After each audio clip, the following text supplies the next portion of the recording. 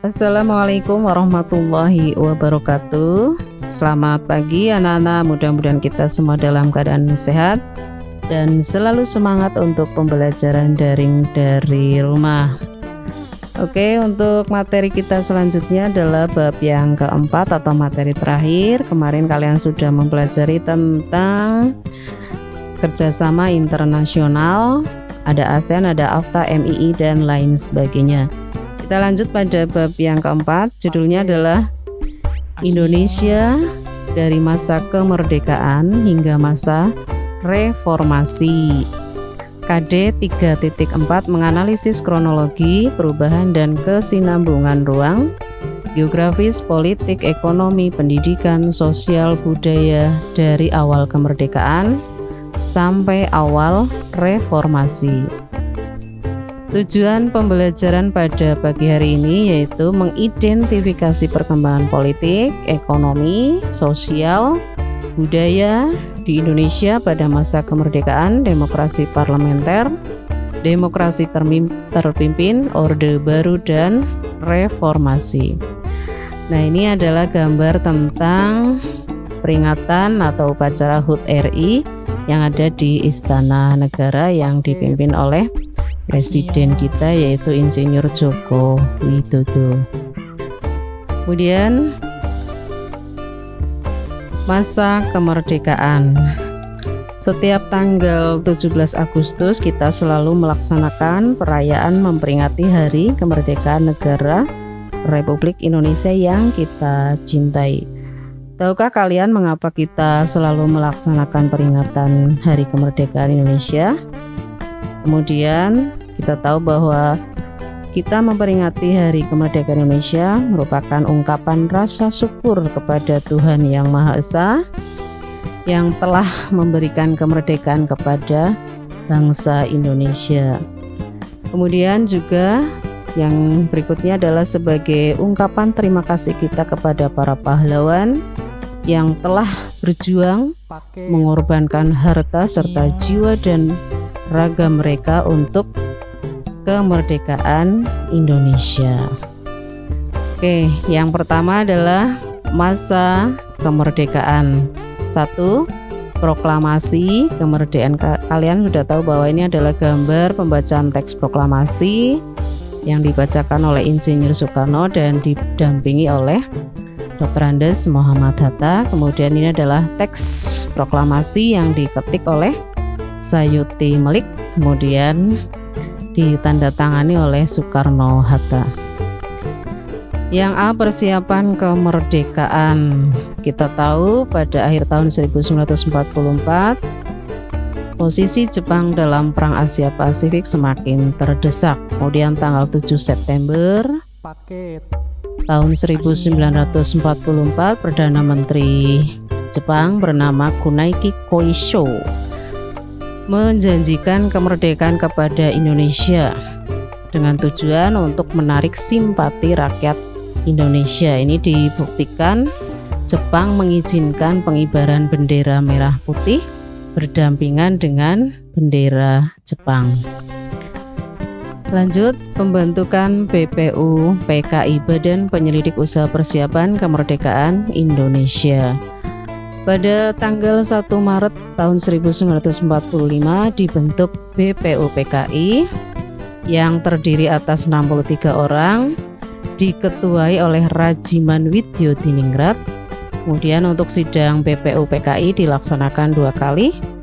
Yang pertama adalah tanggal 29 Mei sampai 1 Juni 1945 membahas rumusan dasar negara. Ada 3 tokoh, Muhammad Yamin, Supomo, Insinyur Soekarno. Kemudian tanggal 1 Juni kita kenal sebagai hari lahirnya Pancasila. Kemudian dibentuk panitia 9 dan tercetus rumusan Jakarta Charter atau Piagam Jakarta. Yang kedua tanggal 10 sampai 17 Juli tahun 1945. Untuk tanggal 10 Juli sampai 17 Juli yaitu ada pembahasan tentang rencana Undang-Undang Dasar, membicarakan tentang bentuk negara, dibentuk panitia kecil, kemudian dibentuk panitia perancang Undang-Undang Dasar yang diketuai oleh Insinyur Soekarno. Berikutnya adalah pembentukan PPKI atau Panitia Persiapan Kemerdekaan Indonesia. Tanggal 7 Agustus 1945 BPUPKI dibubarkan. Kenapa dibubarkan? Karena tidak dapat menyusun rancangan Undang-Undang Dasar. Ditunjuk sebagai ketua adalah Insinyur Soekarno, wakilnya adalah Dr. Andes Muhammad Hatta. Berjumlah 21 orang ditambah 6 orang sehingga menjadi 27 orang. Tugas utama PPKI adalah untuk mempersiapkan segala sesuatu yang berkaitan dengan pergantian kekuasaan dari Jepang ke Indonesia. Lanjut, ini adalah salah satu tokoh-tokoh yang berperan dalam peristiwa Rengas Dengklok. Peristiwa Rengas Dengklok diawali dengan peristiwa menyerahnya Jepang tanpa syarat kepada sekutu tanggal 14 Agustus tahun 1945. Ini diketahui oleh Sultan Syahrir. Kemudian Sultan Syahrir menemui Dr. Andes Muhammad Hatta dan didampingi oleh para pemuda. Mereka menemui Insinyur Soekarno.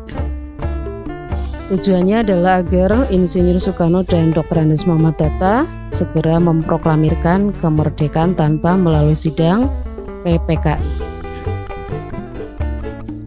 Tetapi usulan Syahrir dan para pemuda ini tidak disetujui oleh Insinyur Soekarno dan Dr. Andes Muhammad Hatta, sehingga terjadi perbedaan sikap antara golongan pemuda dan golongan tua atau Insinyur Soekarno dan Muhammad Hatta, sehingga golongan pemuda membawa Soekarno-Hatta ke Rengas Dengklok, yaitu wilayah Karawang, Jawa Barat.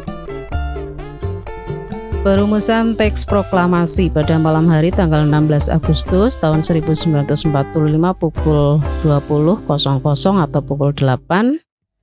Insinyur Soekarno dan Dr. Andes Muhammad Hatta menuju ke rumah Laksamana Maida untuk merumuskan teks proklamasi. Ada perubahan beberapa kalimat. Untuk kalimat pertama ini merupakan saran dari Ahmad Subarjo, kemudian kalimat terakhir saran dari Muhammad Hatta. Untuk Sayuti Melik bertugas mengetik teks proklamasi.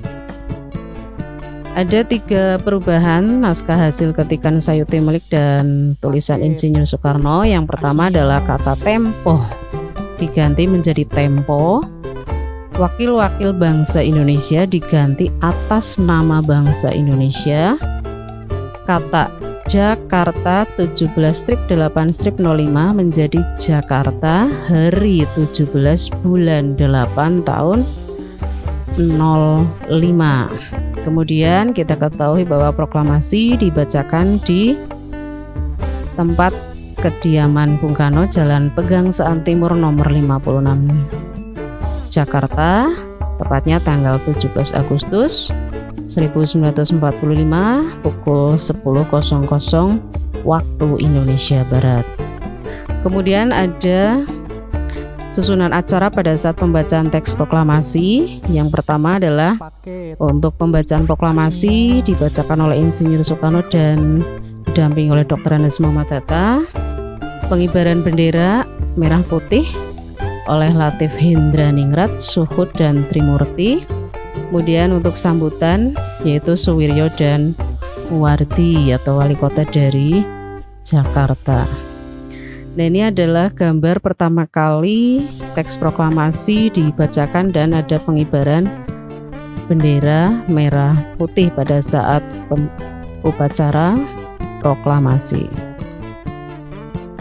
Ya, itu saja Nana untuk materi pada pagi hari ini. Mudah-mudahan kalian dapat memahami dan belajar sebaik-baiknya untuk materi ini. Kemudian tugas yang kelima adalah kalian mengerjakan 5 tugas ini, ditulis soal dan jawabannya di buku tugas IPS, kemudian nanti kirim lewat GC IPS sesuai dengan kelas masing-masing. Jawablah pertanyaan di bawah ini dengan benar. 1. Jelaskan mengapa kita selalu melaksanakan perayaan kemerdekaan Republik Indonesia. Yang kedua, jelaskan tugas panitia 9 dan sebutkan nama tokoh yang tergabung dalam kelompok panitia 9. Jelaskan latar belakang peristiwa Rengas Dengklok. Yang keempat, sebutkan 3 perubahan teks proklamasi dari tulisan Insinyur Soekarno dan ketikan Sayuti Melik. Yang kelima, sebutkan 3 susunan acara pembacaan teks proklamasi kemerdekaan tanggal 17 Agustus tahun 1945. Oke, itu anak-anak untuk materi kali ini. Tugas kalian harus dikerjakan, mipil dikerjakan. Ibu beri waktu 1 minggu, kirim lewat GC. Kalau tidak bisa lewat WA. Oke, selalu ingat pesan Ibu, mencuci tangan, memakai masker, menjaga jarak, menghindari kerumunan agar COVID-19 dapat hilang dari muka bumi ini, terutama dari wilayah Indonesia, sehingga pembelajaran tatap muka bisa aktif kembali. Demikian anak-anak, mudah-mudahan dapat dipahami dan selalu semangat untuk pembelajaran daring dari rumah. Sekian dan terima kasih. Assalamualaikum warahmatullahi wabarakatuh.